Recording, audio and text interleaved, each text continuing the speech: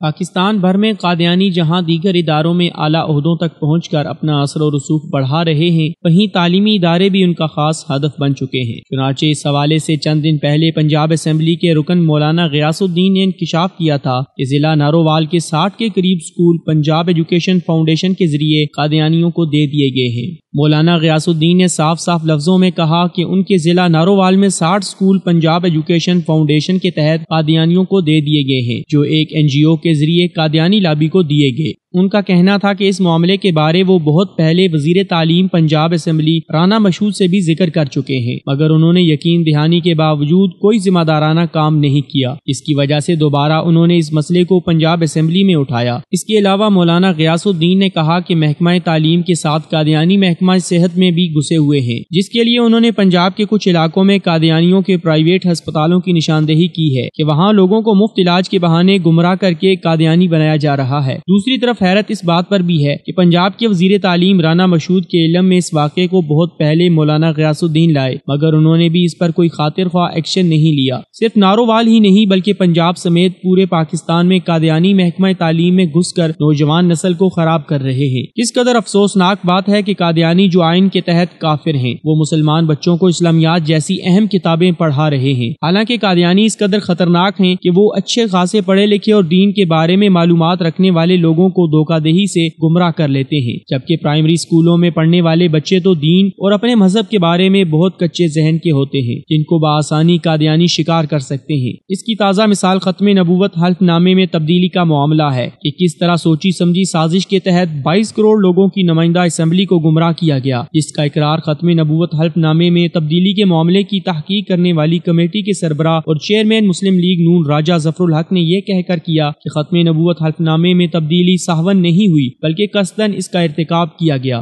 پس ان حقائق کی روشنی میں بآسانی یہ سمجھا جا سکتا ہے کہ قادیانی کس قدر طاقتور ہیں اور کس طرح خفیہ طریقے سے لوگوں کو گمراہ کر کے خاتم النبیین صلی اللہ علیہ وسلم کی روح مبارک کو تڑپاتے ہیں۔ ایسے میں کیپٹن ریٹائرڈ صفدر کی قادیانیوں کے حوالے سے پارلیمنٹ میں پیش کی گئی حالیہ قرارداد کی اہمیت مزید بڑھ جاتی ہے، کیونکہ قادیانی چھوٹے بڑے ہر قسم کے اداروں میں گھسے ہوئے ہیں، جہاں وہ خفیہ طریقے سے اپنا اثر رسوخ استعمال کر کے مسلمانوں کو گمراہ کر کے نظریہ پاکستان کو نقصان پہنچانے کی مذموم کوشش کر رہے ہیں۔ اس لیے سرکاری سطح پر اب قادیانیوں کے خلاف مشترکہ جدوجہد کے لیے ایک پلیٹ فارم ناگزیر ہو چکا ہے، تاکہ قادیانیوں کی شرنگیزیوں کو روک کر پاکستان اور اہلیان پاکستان کو محفوظ رکھا جا سکے۔ چنانچہ اس حوالے سے پنجاب حکومت کی ذمہ داری یہاں مزید بڑھ جاتی ہے کہ وہ جلد از جلد جن سکولوں کو قادیانیوں کے حوالے کیا گیا ہے ان کی تحقیق کرے، اور اس کے ساتھ ایک اور خبر جو سوشل میڈیا پر گردش کر رہی ہے کہ پنجاب کے DIG پولیس ایک ایسے شخص کو لگایا گیا ہے جو سکہ بند قادیانی ہے، اس معاملے کی بھی مکمل تحقیق کی جائے۔ بس اس حوالے سے ظاہر سی بات ہے کہ اہم کلیدی عہدوں پر مسلمانوں کو لگایا جانا انتہائی ضروری ہے، کیونکہ جو لوگ آئین کے وفادار نہیں وہ بھلا ملک کے کیسے وفادار ہو سکتے ہیں۔ قادیانیوں کے بارے میں کون نہیں جانتا کہ یہ لوگ آج تک پاکستان کے آئین کو اس وجہ سے نہیں مانتے کہ اس آئین نے انہیں کافر قرار دیا ہے۔